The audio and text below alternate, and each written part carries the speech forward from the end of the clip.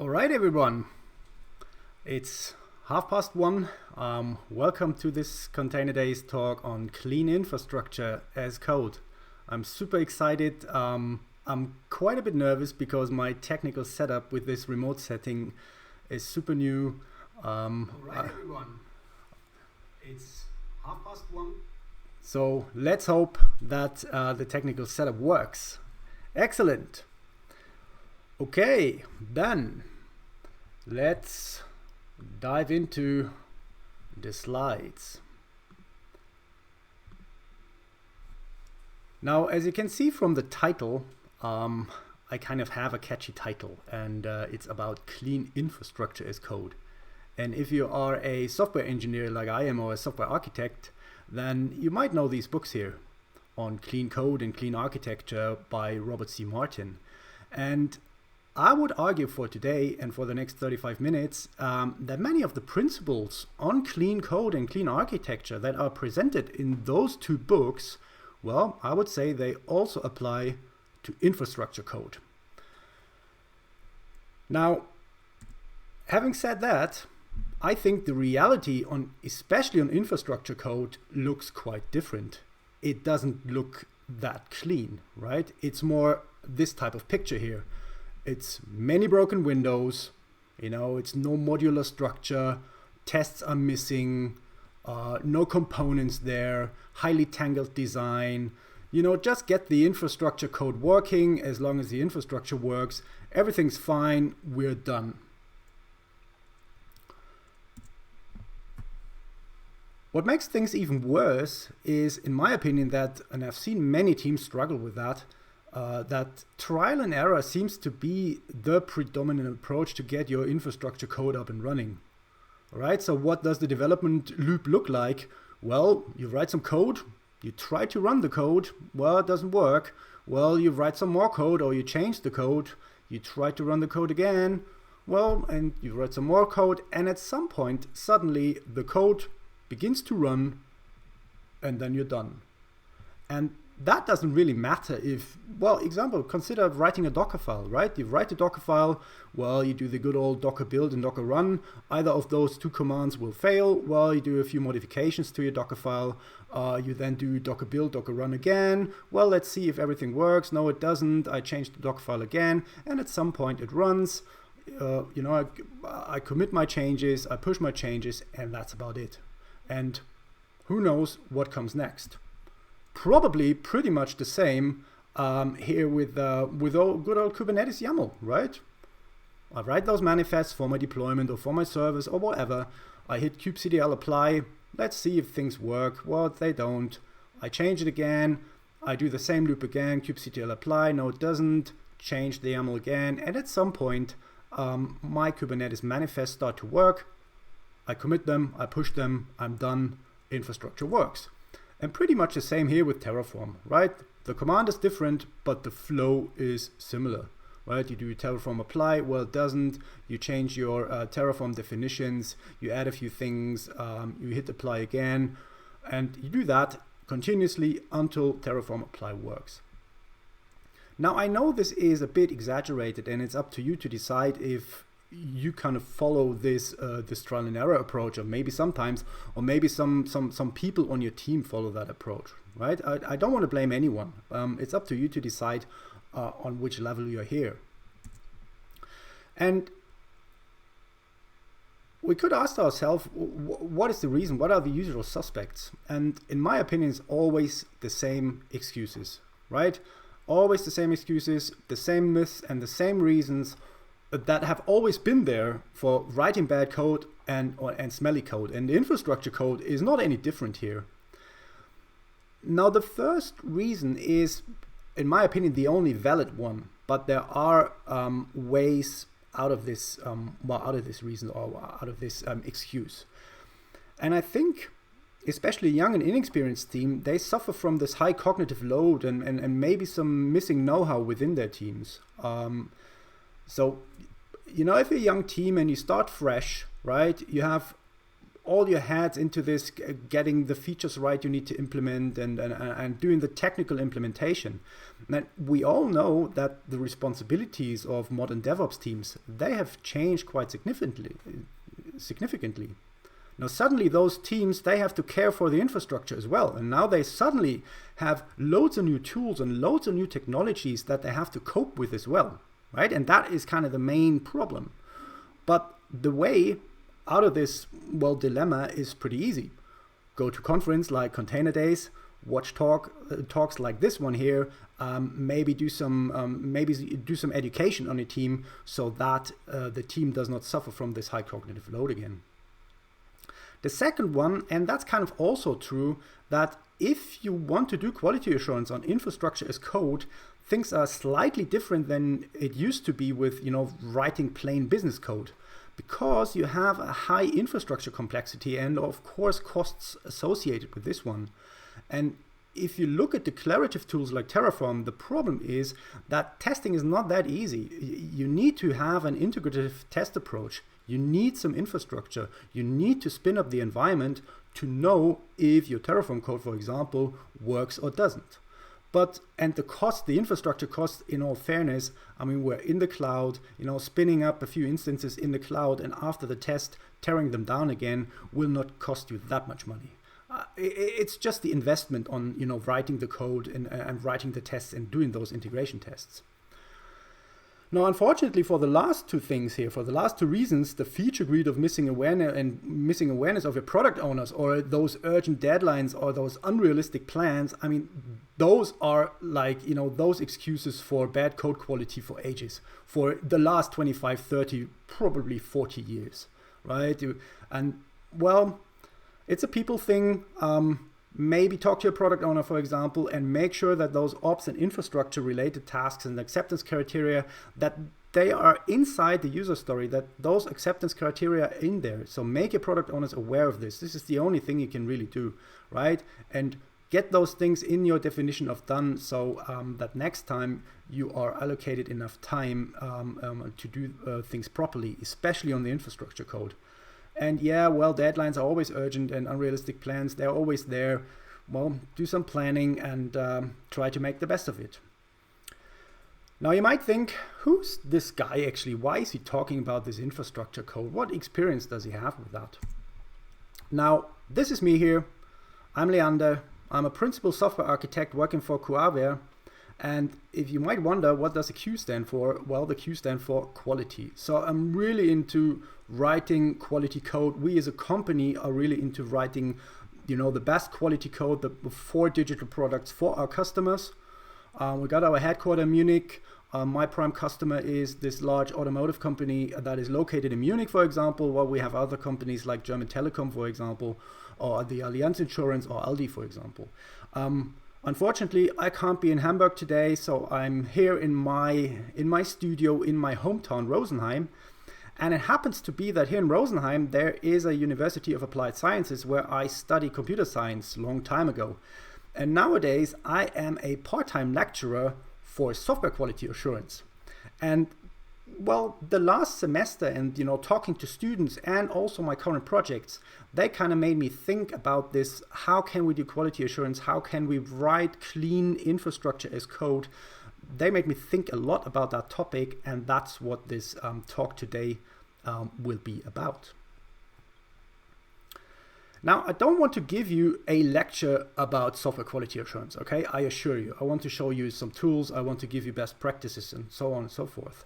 But there's one slide I want to show you, and this is kind of crucial when you think about software product quality. And this is this one here, okay? And I would argue that the architecture and the code of our infrastructure also needs to address many of those 8 criteria for good software quality. So make sure, if you have never heard about software quality, make sure you have a look at the ISO norm. It's 25010 about software product quality. And well, that basically mentions all those ilities, right? Like maintainability, That's kind of the main quality attribute we software engineers usually like to think about. So maintainability, you talk about modularity and reusability and modifiability and also testability, right? And I would say maintainability is a big thing when you talk about infrastructure code. Efficiency, portability, compatibility, suitability, usability, so many more of the utilities. And I would say security, for example, is a thing. We have the year 2021. Security is a prime feature, is a prime quality attribute. And the infrastructure also needs to take care of this. Same for the reliability, right? We're building cloud native applications. Cloud native applications run on infrastructure. And well, you want reliable infrastructure so that your cloud native application runs reliably. So you need to take care of availability. You need to take care of fault tolerance or recoverability on an infrastructure level. And nowadays, well, it's all cloud infrastructure. What do? Well, we write infrastructure as code. Name it the Terraform files, for example, or the good old Kubernetes manifests you need to deploy your application to the cluster. Well, this code you write, that needs to address those criteria in the early stages already. Now let's talk about some of those principles that many people of you might have heard already. The first thing is KISS, right? Stands for keep it simple and stupid. And this is all about complexity. And the big reason behind this is really simple, right? Complex things and overly complex things and unnecessarily complex things, well, they're hard to maintain. It's as easy as that. So the simpler you make your code, the easier life is, the easier the maintainability of that code is.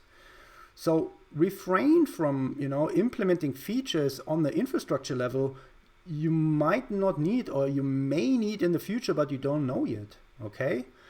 Have a look at the slide deck I mentioned here by Neil Ford from ThoughtWorks. It's about emergent design and evolutionary architecture.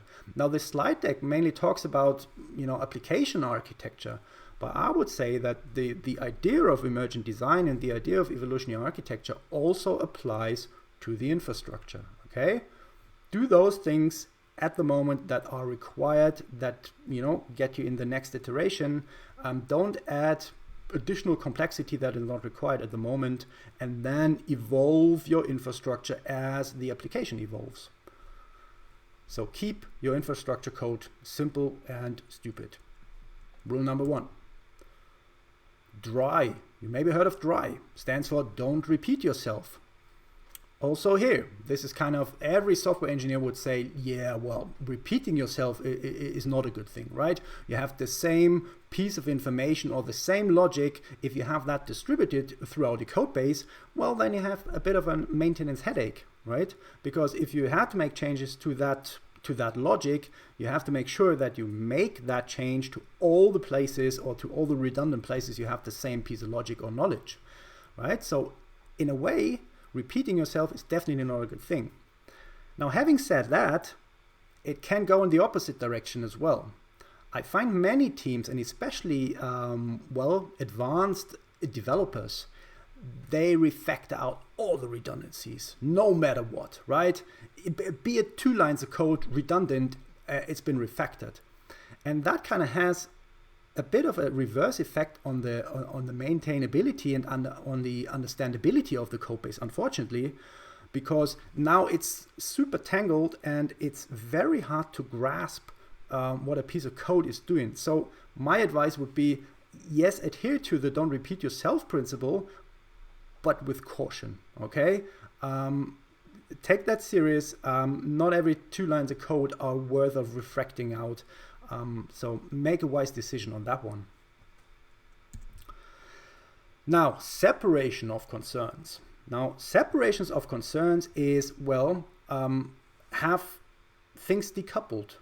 Introduce modules, introduce layers, introduce components that take care of a specific aspect of your infrastructure. Maybe have a module that spins up the whole networking layer. Maybe have a module that takes care of all the security, or maybe have a component that kind of takes care of all the diagnosability and all those cross-cutting concerns, okay? So think in layers, think in components, think in modules, represent those modules and layers in your infrastructure code, and make sure that those modules, layers, and components, they should have loose coupling, and inside each module should have a high cohesion, right?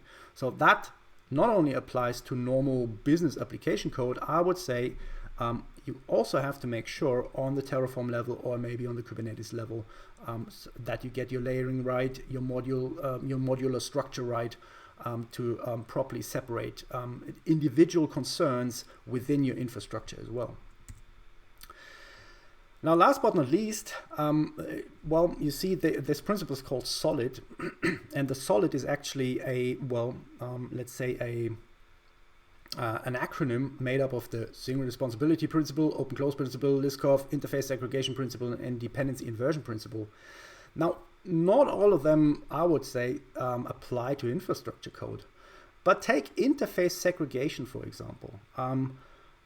Just a time ago, I wanted to use a super highly sophisticated AWS Terraform module to spin up an RDS instance. Now, this module was super powerful, and the interface of that module is kind of made up of all the variables that are required to kind of parameterize the module. Now, the interface definition and the amount of variables for that module, I don't know, 75, maybe 70. So the interface of that module is way too big, in my opinion. It would have been better to have like smaller interfaces and smaller, more tailor-made modules instead. And that's basically what I then did to abstract away this huge module. Because if you have this large interface, that has two major downsides if you write your code. The first thing is it's super hard to understand, right? So this RDS module, that can spin up pretty much any combination or any configuration of Amazon RDS you can think of. So serverless Postgre RDS, or a plain RDS cluster hosted on EC2. And depending on which configuration you want, you need to make sure and you need to know which of these parameters are required, which parameters cannot be set in combination with another one. So that makes, first up, the module very hard to use for your users. And secondly, I would say having a super large interface, a very generic interface, makes it very hard to maintain. So also here, single responsibility. Have Terraform modules, for example, that do one thing, that spin up an Aurora database and not all the rest. So very specific one, and then make sure that the interface of those modules, for example, have a very small but then tailor-made and very specific use case specific interface. That's important for maintainable code and maintainable infrastructure code. Now, last but not least, here are a few more clean code principles. I will not go through all of them, but this is kind of a condensed version of what you can read in the one book. The first thing I would say in the general rules is, first up, follow standard conventions, right? So if there are a lot of conventions how to write good Terraform code, so you should stick to these. That's the first thing. But also, I mean, we're all humans, we can make mistakes.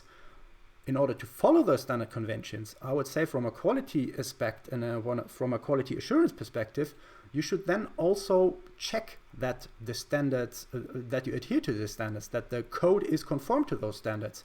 So you need some form of static analysis, for example. You need some form of linter, some formatter. Maybe you add some tests so that you stick to those conventions. We already talked about keep it simple and stupid. Simpler is always better. It reduces this complexity as much as possible. Think about the naming, right? Everything that applies to your business code applies to a clean code on an infrastructure level. Don't be funny. Don't choose funny names. Choose descriptive names that are unambiguous. Use pronounceable names, names that can be that you can search for. Be consistent. Yeah, right. If you have a large code base, it is important that you are consistent, that if you've decided to do something a certain way, you should always do it that way, right? Use explanatory variables, avoid negative conditionals. So there is a lot about understandability. Now, people might say, well, for understandability, I add comments. Well, be careful with those. Always try to explain yourself in code and not necessarily in comments. Don't be redundant. Don't add obvious noise. This is a Terraform definition. Yes, I know that this is a Terraform definition. So yeah, this is just noise. Don't comment out code. Just remove it, right? Otherwise, it's technical debt. Well, and maybe use comments as a warning of consequences or something like that. Look at the source code. General rules. Don't break indentation, keep the lines short, watch for the white spaces, that everything is indented properly, formatted properly, things like that. When you design things, prevent over-configurability. I told you about this RDS module. I mean, 75 configuration parameters. Who on earth needs those, right? So this is over-configurability. Be careful with that. Use dependency injection. And yes, you can use dependency injection on a Terraform infrastructure code level. You just need to know the tools that can help you with that. Have a look at the data structure, small number of variables, and yes, have tests, right? Have tests at the infrastructure level. That is really important. Now, before we dive into the code, two more things. First up, think about the conceptual architecture of the infrastructure, and think that first before you write the first line of code. Because the conceptual architecture of the infrastructure, it will have a significant impact on the structure of your source code and the way you organize it into Git repositories, for example. So those are those obvious things, like, okay, you need to think about ahead. Okay, I have this product, and this product requires infrastructure. So what cloud regions do we need to run in? Which parts of my infrastructure in the system needs to be replicated, and what is only in one region, for example? Well, you need to think ahead of how do we model environments, right? So think of a dev environment, int environment, prod environment. How do you do that? You do that on a VPC level? Well, possible. Or maybe do that on a Kubernetes namespace level. Also possible, right? So many choices. Make those choices in advance. Which layers and components are required, right? What layers and components are kind of common to everything? Do I need a network component or a networking layer? Do I need a security layer? Do I need a diagnosability module and layer? And what are the dependencies between those layers and between those components? And finally, once you've done all that homework, and it doesn't need to be a lot, right? A few diagrams, as you see here, those are kind of a few diagrams I've drawn in early phases of my projects. Well, they will then determine the structure of the Git repositories and the source code to represent those layers and components. So that's one thing you should think ahead before you write the first line of code. And another thing that needs to be done beforehand, well, you need to decide on the tools and frameworks you intend to use for your infrastructure code. And that can be done on multiple levels, right? Of course, you need to do that on an infrastructure as a service level, right? So you need to choose a cloud provider, well, AWS in that case, and then you should kind of write down and make sure, okay, what are the required services I want to consume and that I require to build my base infrastructure, right? Then next up, kind of the cluster as a service or container as a service layer, right? So in our case, we have chosen to go with them as an EKS. You might go for a fully managed solution, or might choose Kubernetes, or maybe choose a conveyor. Many options here, and then decide and then say, okay, we go with them as an EKS. And with those services, then of course come the tools and frameworks. So maybe on that bottom layer, you decide, well, I want Terraform, I want Teragram to do some, dry principle things. I show you in a second. That is a really cool framework. Maybe you want to do some CI stuff and some peer review model, then maybe you choose a system like, or a framework like Atlantis to then have a peer review process for your Terraform files. And then next layer up, a platform as a service. So how do you deploy software to your Kubernetes cluster? Do you choose Helm? What is your GitOps workflow? Do you use Argo CD or you go with Flux? Do I need a service mesh? Do I need sealed secrets? Maybe you have a look at Crossplane, Operator SDK. So all those, application layer level infrastructure components. So those application specific software infrastructure that your application then needs. And then last but not least, that's kind of then the layer where most of our software engineers are working at, is like, okay, how do we build actually our applications? But at those bottom, let's say 3 layers, you have to make the right decisions, because that is, well, rather crucial on how do you then do the quality assurance? Which things does my team need to know? And well, maybe I do some education of my teammates with those tools, because this is kind of the daily stack everyone on the team needs to work with and needs to be confident with, right? All right. Now, quick look on the watch. Bit time left. Now, I have quite a few demos and examples. Please make sure, have a look at this Git repository here. It's on my private GitHub account at the moment. It's called Clean Infrastructure as Code, MIT license, but it's just a few demos and showcases to get you going with that one. So let's quickly go to Visual Studio Code. All right, here we go. Now, as you can see, I tried to mention a few files. What can you do on a Docker level? What can you do on a Kubernetes level? What can you do on a Terraform level in combination with Teragram? Now, let's start with Terraform, because I mentioned that so often. I hope you're a bit confident with Terraform. So I have this very, very simple file here that basically only spins up and resource, an EC2 instance, right? And then has this security group here with all this, and then it outputs the public IT once that's done. So if you watch closely, there's a small bug in there. And well, if you work with Terraform, then the first thing you should definitely do is, well, you could use a tool called TF-lint to spot early mistakes in your Terraform, okay? And that, for example, tells me, well, instant time T2 mini, well, that's not supported. That's not even known, right? So I even have some problems in that code. So you can quality assure your Terraform code in advance, and also usually make sure that you kind of format that occasionally so that the formatting is all good. Now the TF-lint, you should integrate that into your CI pipeline, that you continuously check all the commits that well, go against your infrastructure code, for example. Many other tools are available here, right? For example, what you can do is you can use a tool called Checkoff.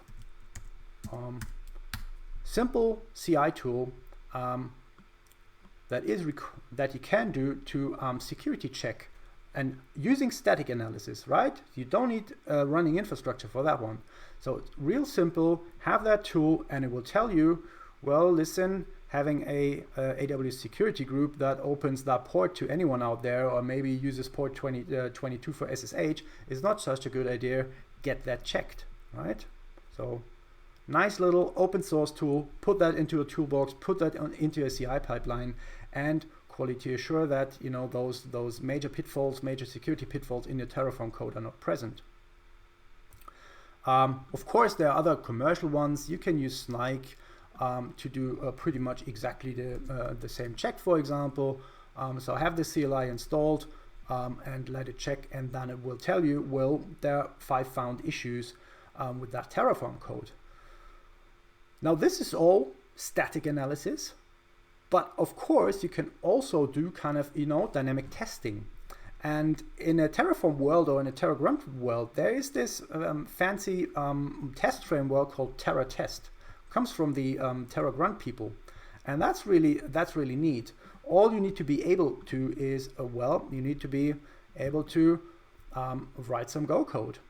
And if you have a look at this Go code, there's not much code you have to write. So basically what you do is you take your Terraform definition, you need an AWS account, so this is an integration test basically, and all you do here as code in code is, do the init and apply that you've usually done manually, do that in code. Then check the outputs, maybe do some additional tests. If everything works, you do Terraform destroy at the end of the test, and you know that your Terraform definition does exactly what you expect it to do. So with a few tools available in a few frameworks, you can quality assure your Terraform code on a continuous basis as part of your CI process. Have a look at Teragram. I told you that this the structure and the conceptual architecture will manifest itself ideally on the source code level.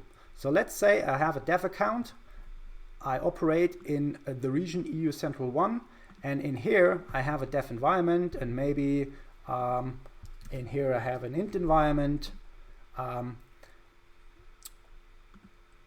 Now I have modules in here, and this is what I kind of call dependency injection on an infrastructure code level. What I have here is this Teragram file, and all I do here is I reference a module and I instantiate that module. So I tell it, hey, have a look at this source, check out the custom VPC module in version 1.0, and then provide it the following inputs to parameterize that module. So what you do here now is the module definition and the module structural definition lives in a separate Git repository. Okay, so that is just the structure, and what happens here in the Teragram definition is the instantiation of that module. Now let's say I gave you the example with the Aurora database. I want networking. So networking is like the bottom layer. On top of the networking layer, I want to sit maybe my persistence layer. I need an Aurora database.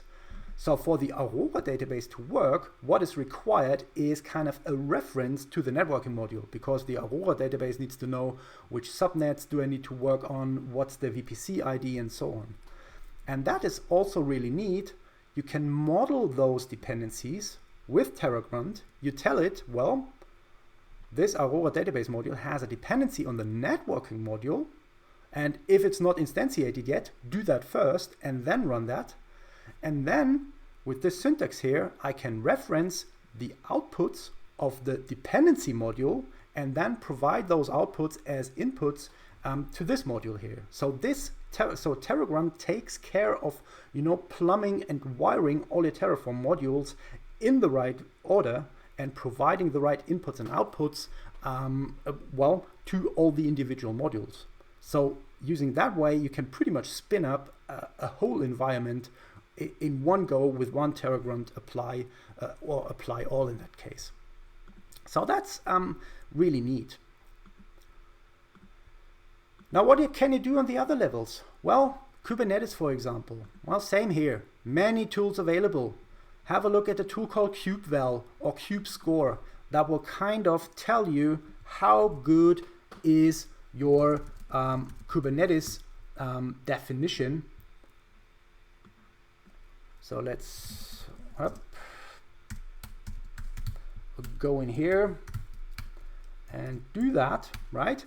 And all that Cubecore does, it's basically, checking your code against best practices continuously. We can have that in your CI pipeline as well. And then it tells you, you should specify container resources, the security context is not good, you should specify probes, and all those best practices that are out there, how you should write those manifests, they are checked against the Cubecore. Said before, there are many tools out there. Pick and choose the one. Some are commercial, some are open source. Pick the ones that fit your workflow best. So you have Polaris, you may have Snike, for example, as well.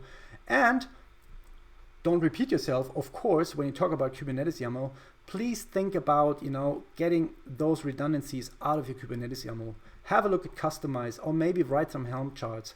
Please don't copy paste the same Kubernetes YAMLs for all your environments. I mean, this is kind of the worst thing you can do, the worst maximum of redundancy. And last but not least, guess what? You can also use TerraTest to, well, continuously apply in code using a Go unit test. Well, you say kubectl apply of those manifests. You then wait until everything is deployed. You do some checks.